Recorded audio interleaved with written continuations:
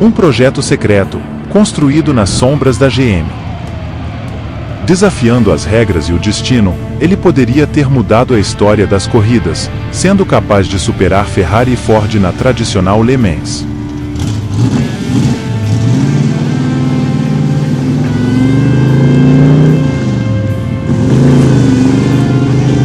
O Corvette mais raro não é um ZR1 ou uma versão do Z06. Ele não tem janela dividida. Ele tem o nome Gran Sport na traseira. No mundo automotivo, existem alguns modelos de carros que se destacam não apenas pela sua performance, mas também pela sua história e importância. O Corvette Gran Sport é um desses modelos que marca a presença na história dos esportivos, tornando-se reverenciado pelos entusiastas do automobilismo. Essa história começa na década de 1960, quando a Chevrolet decidiu criar um carro de competição para rivalizar com os modelos europeus que dominavam as pistas de corrida na época.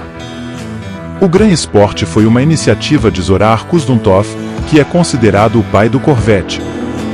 Um engenheiro nascido na Bélgica que certamente foi o mais entusiasta no programa do Corvette desde os anos 50 a 70, no departamento de competições da Chevrolet. Em 1957, Duntov se tornou o presidente de motores de alta performance e começou a fazer planos para um carro leve, ágil e potente capaz de bater a Ferrari, Aston Martin e os protótipos da Porsche em circuitos como Le Mans, Daytona e Sebring. Em poucos anos na GM, ele transformou o Corvette, carro vendedor da marca, em um superesportivo almejado pelo público das corridas. Coincidentemente, em 1962 surge um jovem texano, chamado Carroll Shelby, e começa a correr com sua Cobra nas competições, superando as Corvettes de Zora. Os Cobras de Shelby atropelavam as Corvettes em quase todas as corridas na América, não dando chance aos concorrentes. Essas Cobras eram construídas inteiramente em alumínio, dando uma vantagem brutal com cerca de 1.000 quilos a menos. Apesar de Zora ter em mãos o projeto do novo Corvette Stingray de 1963, ele sabia que o carro não seria capaz de competir com os Cobras tão leves. Na época, a GM era a principal fabricante de carros nos Estados Unidos e estava sob pressão devido às leis antitrust, que regularizavam o status de monopólio, podendo dividir a empresa. Além disso, a política interna buscava manter a divisão de competições da Chevrolet separada das operações de veículos de rua, a fim de manter sua imagem no mercado. E para contornar essa situação, Duntov decidiu que iria construir 125 Corvettes de qualidade como carros de produção. Esta era a quantidade mínima para alcançar as regras de homologação da FIA para correr Le Mans.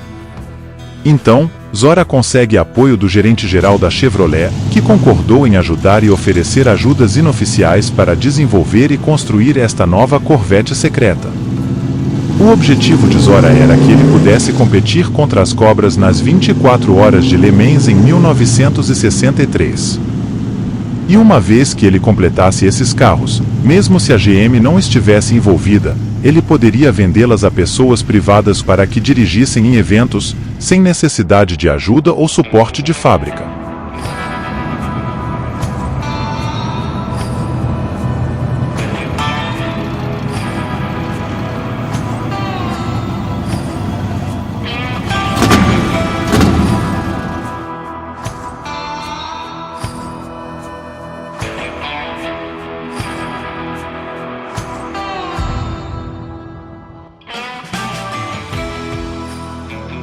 Zora sabia que para derrotar seu vizinho, precisava entrar numa dieta. Começando com o chassi, usaram tubos de maior diâmetro para salvar peso e manter a rigidez. Todos os painéis foram feitos de fibra mais leve. Qualquer coisa de ferro foi trocada por alumínio, inclusive as maçanetas das portas. Zora até mesmo as encravou na porta para melhorar a aerodinâmica. Os faróis desse carro são incríveis. Ele cortou os motores pesados e moldou as lentes no nariz para economizar peso. Porém, se você analisar esses faróis, eles são verdadeiras asas, e isso fazia com que o carro quisesse decolar em alta velocidade.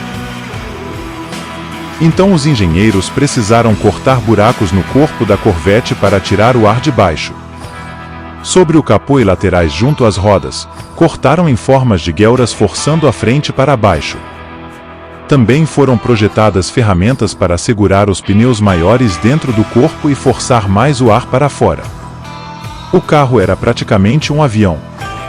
Eles utilizaram o ar flutuando sobre o carro a seu favor e colocaram grandes aberturas sobre as rodas, a fim de ajudar na resfriação dos freios. Montaram um cooler de ar diferencial diretamente no teto para reduzir a temperatura do óleo. As janelas divididas foram substituídas por plexiglas e as rodas de magnésio reduziram ainda mais o peso. A dieta de Duntov estava funcionando. Ao fim do trabalho, o Gran Sport pesava 1.900 quilos, 1.300 quilos a menos que um Corvette padrão de 63. Eles levaram o carro para Sebring para fazer alguns testes iniciais, onde se saiu muito bem. Bem o suficiente para que os executivos da GM ouvissem sobre o carro e obrigassem Duntov a parar todos os trabalhos. Mas não só isso, deveria destruí-los. Apesar da direção, ele havia completado 5 carros, o que mais tarde seriam os originais e os únicos Gran Sport da história. Então, Zora fez o que qualquer bom pai faria. Despachou 1 ou 2 carros para uma área secreta no centro de pesquisa e enviou 3 Gran Sports para o Texas. O vendedor de Chevy de Chicago, Dick Doan, recebeu o 003 e Grad Davis, da Gulf Oil, recebeu o 004. Eles testaram o Gran Sport em corridas com Dick Thompson, o dentista voador, que levou o carro à vitória de 1963 em Watkins Glen. Após descobrir que os carros estavam sendo usados em corridas, a GM pediu que fossem devolvidos.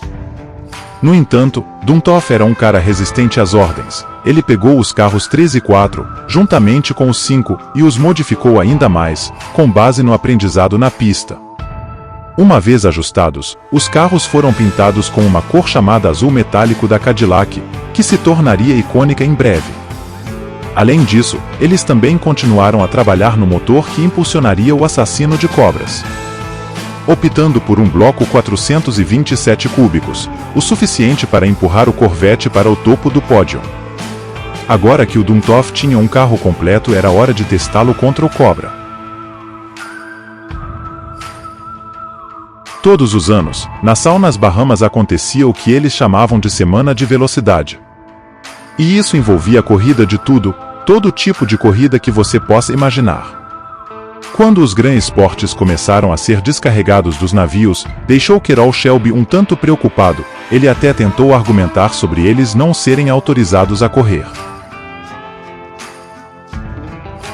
Porém, o que se viu foi um passeio dos Gran Sports, que eram quase 10 segundos mais rápido na competição.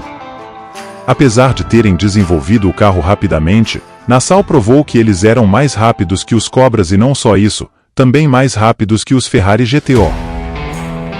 Logo após Nassau, Duntov rapidamente voltou ao trabalho e preparou os carros 01 e 02 para correr em Daytona. A fim de melhorar a aerodinâmica dos carros, ele simplesmente retirou o teto, socando o carro ainda mais no chão. Não demorou muito para a notícia de Zora ainda estar correndo chegar à GM e determinar em lei: se você continuar a correr com esses carros, você vai dividir a empresa. Dessa vez a GM obteve o retorno dos carros. Após serem recolhidos pela GM, os 5 Corvettes Gran Sport foram desmontados e tiveram suas peças reaproveitadas em outros veículos de competição da marca.